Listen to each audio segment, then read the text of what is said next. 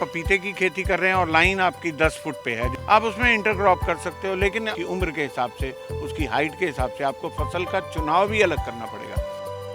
ये फसल सतावर की है, ये जो है ये एडेबल है, यानी खाने के पर्पज से। जनवरी फरवरी में जो इसमें कल्ले आएंगे, उन कल्लों को हम बाजार में बेचेंगे, जिनका दाम 200 से लेकर 400 रुपए किलो तक होता है। इसके अलावा आप पेठा लगा सकते हैं, हरी मिर्च लगा सकते हैं, छाया में हो जाती है, अदरक लगा सकते हैं, हल्दी लगा सकते हैं।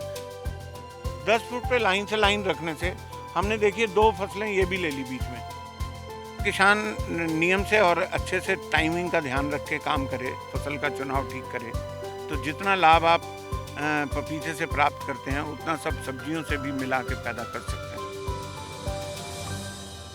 कम खेती में ज़्यादा मुनाफे के लिए इंटरक्रॉपिंग किसान ज़्यादा पसंद करते हैं, एक के साथ दूसरी फसल लगाएं, लेकिन इसका भी एक गणित होता है कि किस फसल के साथ क्या लगा सकते हैं, किस ऊंचाई पे क्या लगा सकते हैं। तो पपीते की खेती वैसे भी फ़ायदेमंद है, लेकिन अगर इंटरक्रॉपिंग की जाए तो और फ़ायदेमंद होती है। मैं अभी जिस खेत में हूँ, पपीता है, साथ में यहाँ पे सतावर लगी है, और हमारे साथ में है पपाया मैन ऑफ इंडिया।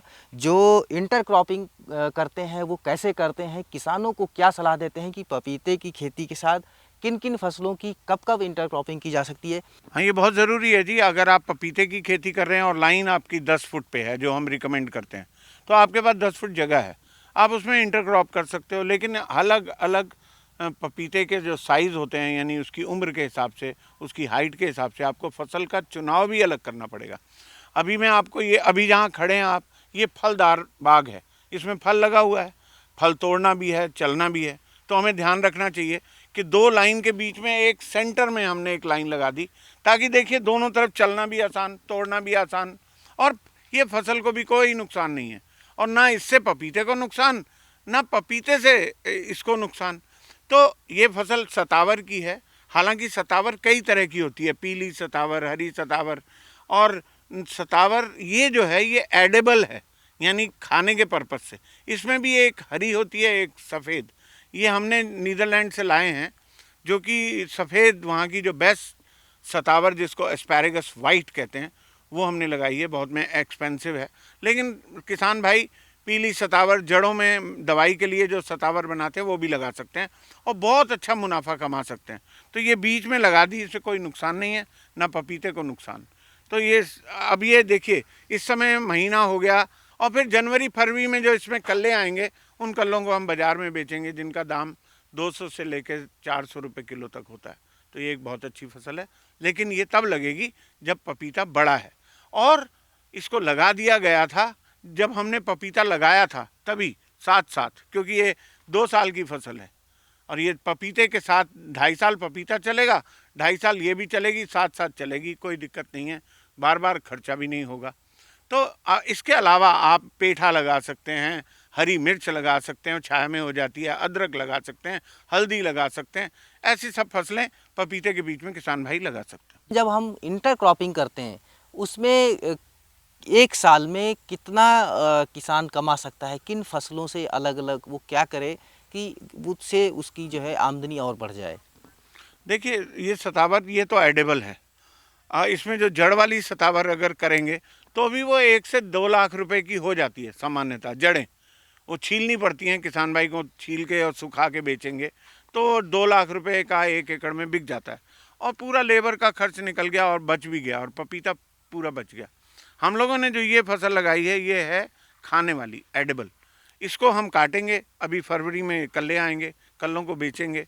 कम से कम 200 से 300 रुपए किलो का कल्ला है इसका, और इसमें जो बिक्री होती है वो 3 से 4 लाख रुपए प्रति एकड़ होती है जी, पर ये वो कल्ले होते क्या हैं, वो किस लिए बेचे जाते हैं, उनकी क्या उपयोगिता क्या होती है एस्पैरेगस के एक तौर पे? जी बिल्कुल, सब्जी है ये, बहुत ही डेलीशियस और डेलिकेट सब्जी, जिसको बोलते हैं लग्जरी सब्जी है।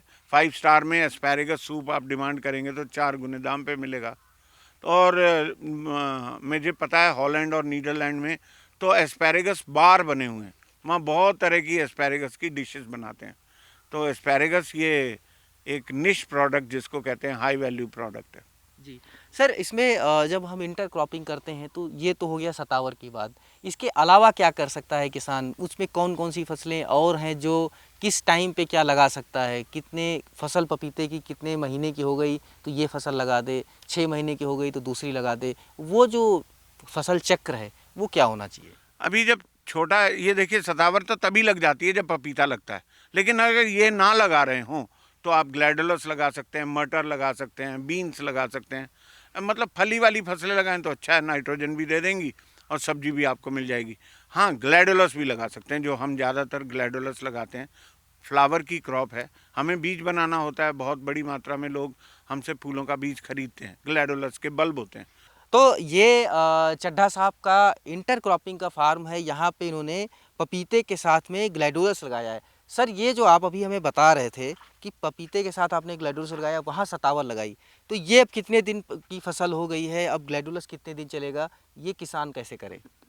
देखिए, ये ग्लैडुलस की फसल बहुत अच्छी है, क्योंकि हम कई साल हो गए हमें ग्लैडुलस करते हुए। और ये जब हम पपीता लगाते हैं साथ ही साथ ग्लैडुलस लगाना शुरू कर देते हैं। अभी इसमें डबल रो, जैसे सतावर में मैंने बताया था सिंगल रो, इसमें 2 रो लग सकती हैं कि बढ़वार तो है नहीं इसमें। अच्छा। और इसमें फ्लावर आ जाएगा बस। ये एक साथ आपको इसलिए ऐसा नहीं दिख रहा क्योंकि हम 15-15 दिन के लॉट में लगाते हैं। अब हमने करीब इस समय 15 एकड़ में ग्लैडुलस लगाया, लेकिन वो हर 15-15 दिन के लॉट में लगाते हैं ताकि एकदम फूल दिल्ली मार्केट में जाएगा तो उसका डाउन ना हो जाए रेट, तो इसलिए बराबर चलता रहता है। और अभी ये 7वीं पत्ती पे फूल दे देगा, आज से 10-15 दिन के बाद इसमें फ्लावर आ जाएगा। और ये जो देख रहे हैं पपीता लगा हुआ है, ये 10 फुट पे वही लाइन, तो अब इन्हें एडवांटेज आपको समझ में आ रहा होगा। 10 फुट पे लाइन से लाइन रखने से हमने देखिए 2 फसलें ये भी ले ली बीच में, ग्लैडुलस की हो गई। 2 रो ले ली। और ग्लैडुलस की थोड़ी महंगी खेती है, किसान भाइयों को बता देना चाहता हूँ। ग्लैडुलस में 1 लाख बीज लगता है 1 एकड़ में। 1 एकड़ में 1 लाख बीज लगता है और एक बीज की कीमत 4 रुपये होती है, तो 4 लाख रुपए तो केवल बीज की लागत ही होती है।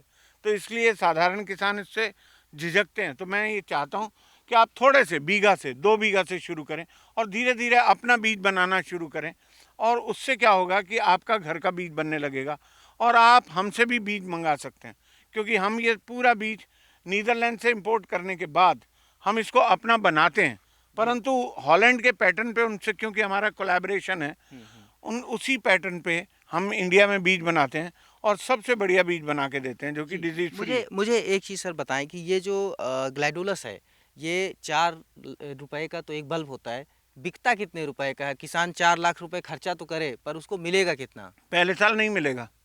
क्यों नहीं मिलेगा? क्योंकि पहले साल वो 4 लाख का बीज खरीदेगा, 5 रुपए का फूल बेचेगा, तो क्या मिलेगा?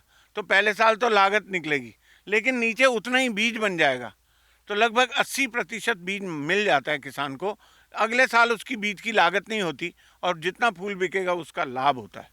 और तो ये कितने दिन की फसल होती है ग्लैडुलस की, ग्लैडुलस जो किसान लगाए तो कब फूल आ सकते हैं? 90 से 100 दिन में ये फसल कंप्लीट हो जाती है। लेकिन एक तारीफ है इस फसल की, आप इसको खोद के दोबारा लगा सकते हो, यानी 12 महीने अगर कोई फसल लगती है तो ग्लैडुलस है। तो 3 महीने में ये बल्ब से फूल तक आ जाता है। जी बिल्कुल। और 12 महीने चलता रहता है। 12 महीने तो आप लगाते रहिए।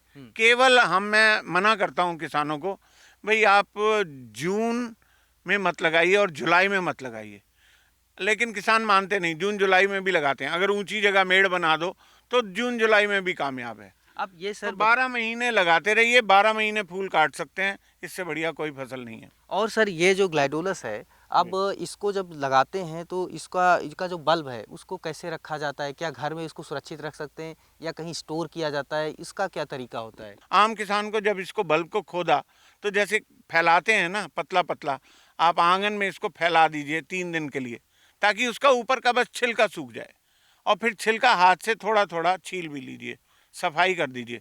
सफाई करने के बाद इसको लकड़ी की पेटियां जो होती हैं, उन आधी आधी पेटियों में भर के एक पेटी के ऊपर दूसरी पेटी रख के स्टोर कर लीजिए।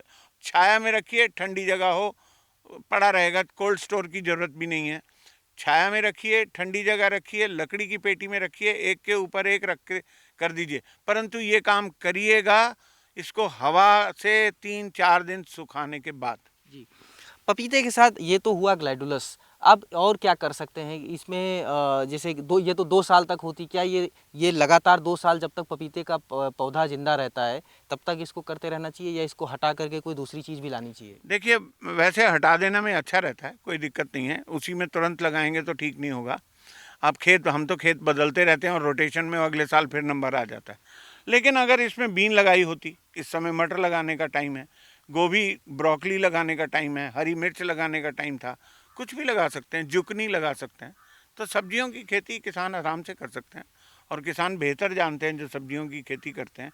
बैंगन की खेती कर सकते हैं बहुत आराम से। एक बात का जरूर किसान भाइयों को ध्यान रखना चाहिए कि जो पपीते की खाद है वो तो पपीते को दी, जितनी सब्जियों के लिए खाद निर्धारित मात्रा है वो सब्जियों को देनी होगी आपको अलग से, नहीं तो ज़मीन में तत्वों की मात्रा कम हो जाएगी और उसका असर पपीते पे पड़ेगा। इसलिए और ज़्यादा मैं चाहता हूँ सब्जियों को उनकी फुल मात्रा की खाद दें, ताकि पपीते को खाद से कोई कमी न महसूस हो। तो 1 एकड़ से इंटरक्रॉपिंग से पपीते के साथ कितने की आमदनी किसान कर सकता है?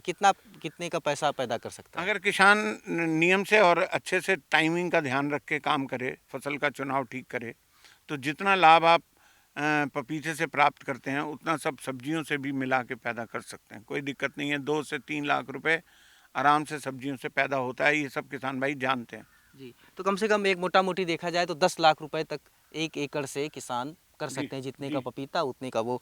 तो ये पपीते के साथ इंटरक्रॉपिंग जो हमें बता रहे थे सुधीर चड्ढा जी, कि कैसे किसान पपीते के साथ में फूल की, सब्जी की और सतावर की खेती कर सकते हैं, जो इन्होंने सिर्फ बताया ही नहीं, करके दिखाया है, और इनके फील्ड पे वो सारी चीज़ें लगी हैं। अगर किसान सीखना चाहते हैं तो यहाँ पे आ सकते हैं, इनके फार्म पे बात कर सकते हैं और इनसे सीड भी ले सकते हैं और इनसे जानकारी भी ले सकते हैं। काफ़ी कुछ जानकारी ये देते रहते हैं, ऑनलाइन ऑफलाइन सारी चीज़ें। तो ये वीडियो आपको कैसा लगा हमें आप कमेंट करके ज़रूर बताइएगा, और ज़्यादा से ज़्यादा लोगों तक पहुँचाने की कोशिश करें, ताकि ज़्यादा से ज़्यादा लोग इससे लाभान्वित हो पाएँ और नए तरीके की खेती सीख पाएँ। मनीष मिश्रा, गाँव जंक्शन। गांव जंक्शन को सभी सोशल मीडिया प्लेटफॉर्म्स पर फॉलो करें। व्हाट्सएप चैनल और जीमेल आईडी पर भी संपर्क साध सकते हैं।